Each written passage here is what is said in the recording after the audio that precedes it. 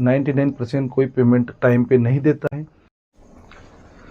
So hello guys, welcome to my new vlog. तो guys, आज हमारा चौथा दिन है और गाइस एक बात मैं आपको बता दूं कि ये व्लॉग कम से कम 3-4 दिन पहले ही डल जाता, लेकिन मेरी थोड़ी तबीयत ठीक नहीं थी, उसके हिसाब से मैंने नहीं डाल पाया क्योंकि मेरे आंखें दर्द कर रही थी और वेल्डिंग से आंखों में कुछ वेल्डिंग के जो छोटे छोटे कण होते हैं वो मेरी आंखों में गिर गए थे, तो उसके हिसाब से आंखें दर्द कर रही थी, तो मैं व्लॉग नहीं बना पाया। जैसा कि मैंने आपको बताया था कि हमारा डे बाय डे व्लॉग डलेगा, लेकिन उसके लिए सॉरी नहीं डाल पाया मैं। सो गाइस, शॉप का मेन पॉइंट होता है, वो शुरू होता है उधारी से।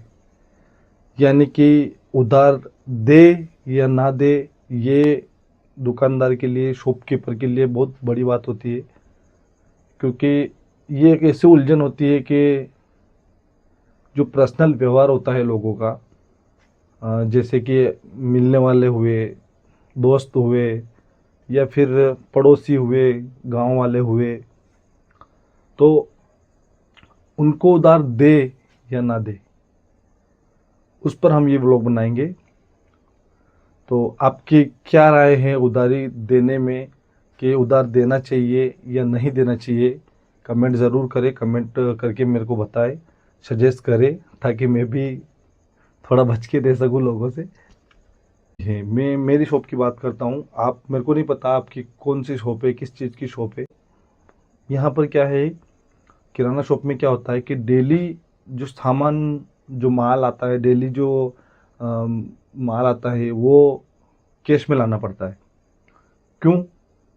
क्योंकि ये जो चीज़ें होती है, एक होलसेलर भी अपने को उधार, जैसे अपन दुकान लेके बैठे फिर भी अपनों को उधार नहीं देता है, क्योंकि उनको भी इसमें कुछ नहीं बचता है।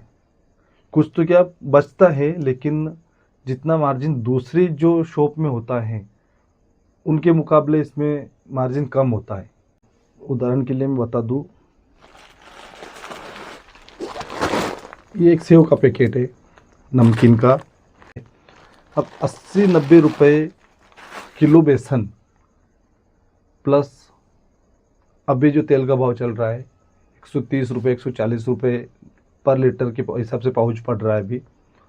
तो 130 रुपये, 140 रुपये पर लीटर के तेल के पाउच में सेव बनाते हैं वो, तो क्या पड़ जाती होगी उनको? 100 रुपये मान चलो, आपकी 100 रुपये पड़ रही है, तो एक होलसेलर के पास आते आते ये सेव 110 रुपये की पैकेट हो जाती है आराम से।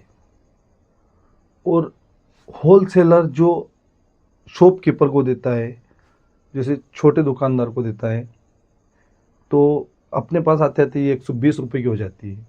यानी 10 रुपये का मार्जिन वो 1 किलो के सेव के पैकेट पे सामने वाला लेके चलता है। अपन बेचते हैं, अगर कोई लेता है डायरेक्ट अपने से, पूरी एक थैली 1 किलो की लेता है, तो डायरेक्ट अपन 130 रुपये में सेल कर देते हैं, 140 रुपये में सेल कर देते हैं। तो देखा जाए तो होलसेलर के पास भी मार्जिन कम रहता है, उसके हिसाब से वो भी उधार देने के लिए नाटक करता है। बात करें दोस्तों उधारी की, तो उधार उन लोगों को देना चाहिए जो, एक तो क्या होता है कि कस्टमर डेली आ रहा है, उधार लेके जा रहा है, कि उधार किनको देना चाहिए, किन लोगों को उधार देना चाहिए? जो टाइम पे पैसे दे रहा है या नहीं भी दे पा रहा है, तो अपने को पता है कि हाँ देगा, उनको उधार दीजिए। आपका फ़ोन टाइम पे उठा रहा है, आपके कॉल का जवाब दे रहा है, उन लोगों को उधार दीजिए। बात करें दोस्तों उधार किनको नहीं देना चाहिए, क्योंकि ये चीज़ें बहुत बारीकी से देखनी पड़ती है। किराना शॉप में मार्जिन होता है कम, देखा जाए तो, क्योंकि किराना शॉप में इतना मार्जिन नहीं हो पाता है। तो उधार से जितना हो सके, मेरा मानना तो यही है, 99% उधार से बचना चाहिए। हाँ, ग्राहक छोड़ना भी नहीं चाहिए। बाकी सुगुरु, ग्राहक आपको इम्प्रेस करने की कोशिश करेगा उधार लेने के लिए। अगर आप नहीं देना चाहते हो तो आपको वो ज़रूर इम्प्रेस करेगा।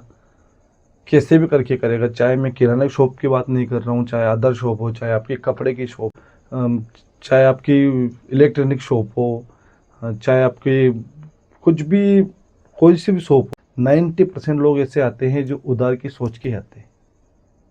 ये आपने महसूस भी किया होगा और ये आपने देखा भी होगा कि 90% लोग यही सोच के आते हैं शॉप पर कि कहीं उधार मिल जाए, चाहे जेब में पैसे पड़े हो, उनको कोई मतलब नहीं है, उनको उधार चाहिए। और होता क्या है दोस्तों कि 99% केस में यही होता है कि डेट बाय डेट कोई पेमेंट नहीं देता। आपको भी नहीं देता होगा, मेरे को भी नहीं देते हैं। 99% कोई पेमेंट टाइम पे नहीं देता है, लेकिन समय पर कोई पैसा नहीं देता। जो पेमेंट 4 दिन पहले अपने पास आने वाली, वो अगर 40 दिन बाद आए तो आपको ही पता है कैसा महसूस होता होगा दुकानदार को। तो इसके हिसाब से मेरा मानना तो यही है दोस्तों कि शॉप के मामले में उधारी से जितना बच सको उतना बचो। जिन लोगों को आप भली भांति जानते हो, जिनसे आपका पुराना कनेक्शन है, या फिर आपसे बढ़िया बर्ताव करते हैं, या फिर आपके पड़ोसी हो, या फिर अपने को पता है कि हाँ ये अपना कॉल रिसीव कर लेगा, उनको उधार दो। और बस इतना ही। तो दोस्तों मिलते हैं अगले व्लॉग में।